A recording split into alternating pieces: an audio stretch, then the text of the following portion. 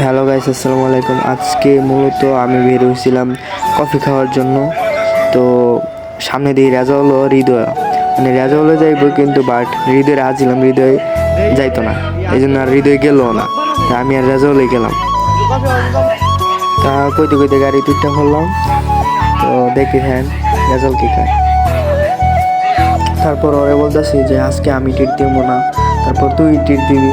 তো ওরে দিয়ে আজকে মূলত আমার বাজানি মানে কফি হচ্ছে সব বিল ওরে দিয়ে ঘুমোচ্ছে, বলতেছে যে তুই দিবি সব কিছু বিল।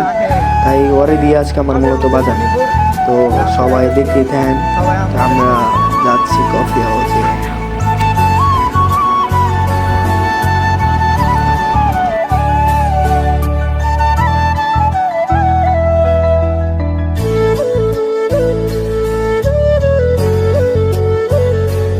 মণিপুরে কফি হাউস মূলত হেরে দিয়ে আজকে সব বাজামো, এই আমার বিলটা দিব।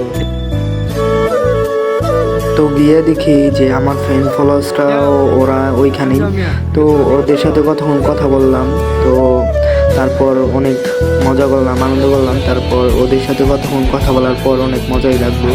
তো ওরা বলতেছে যে ভাই একটা পিক তুলি, ভাই একটা পিক তুলি।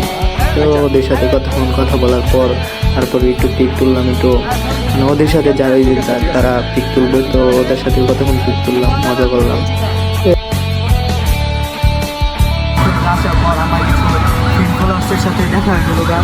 তারপর ওদের সাথে কিছু আড্ডা দিলাম, কথা বললাম। ওদের সাথে অনেক ভালোই লাগলো।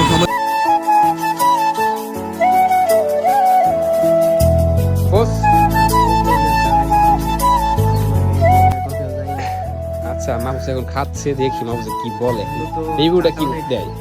চাটা মূলত অনেক ভালোই লাগে। আচ্ছা, ভালো করে খাবড়া তারপরে খুব টেস্ট। যারা আসেন নাই তারা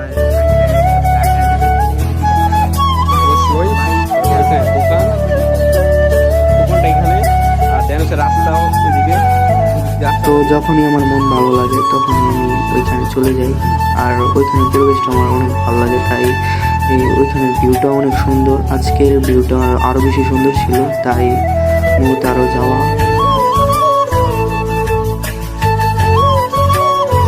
ব্লগটা আর বেশি বড় করবো না, এতটুকু শেষ। তো ব্লগটা ভালো লাগলে একটা লাইক, একটা কমেন্ট, একটা শেয়ার করবেন। তাই নাকি? আমার বন্ধুজন বলছে শেয়ার দিতে দিব, তাই না?